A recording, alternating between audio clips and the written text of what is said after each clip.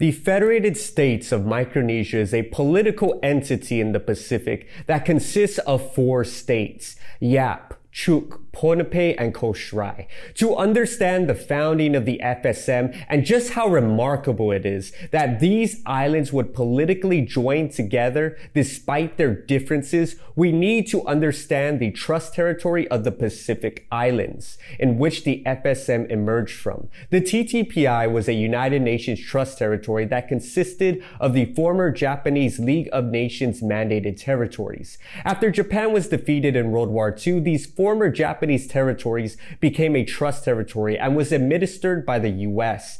And what that meant is that on behalf of the UN, the US as the administering power is responsible to develop the trust territory towards the path of self-government and independence. As one political unit, regardless of the differences amongst the islands in the TTPI. The US set up the Congress of Micronesia in 1965, where elected indigenous representatives from the TTPI districts would discuss the future government and political status of the TTPI. And there were 2 factions that held competing visions on the future government of the TTPI.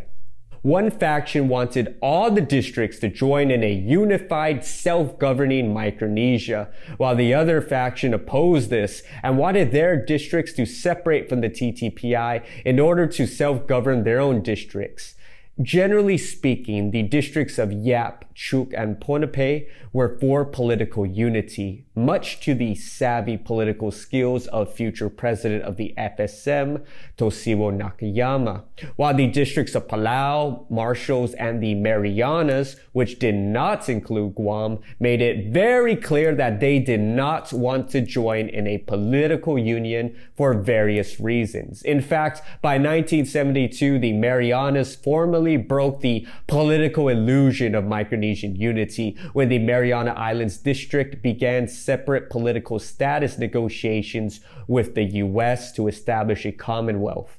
Seeing the Marianas doing their own separate political status talks with the US, Palau and the Marshalls also wanted to do the same. So all these talks and actions of separation would test the pro-unity faction at the Micronesian Constitutional Convention, where on July 12, 1975, district representatives would attempt to draft a constitution for a unified, self-governing Micronesia. And it was a Palauan, Jang Iraken, who proposed the name the Federated States of Micronesia for the new government, which was subsequently adopted.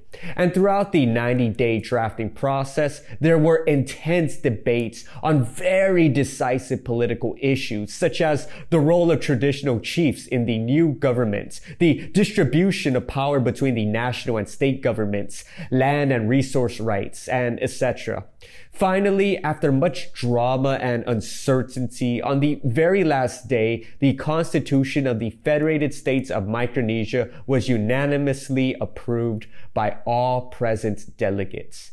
3 years later, on July 12, 1978, the Constitution referendum took place, where voters decided the fate of the Federated States of Micronesia.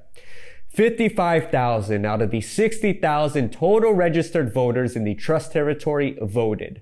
The results: Yap, Chuuk, Ponape, and Kosrae, which became a separate district from Ponape in 1977, approved the Constitution, while Palau and the Marshalls rejected the Constitution. The Marianas didn't even participate, as they already approved their own separate political status with the US.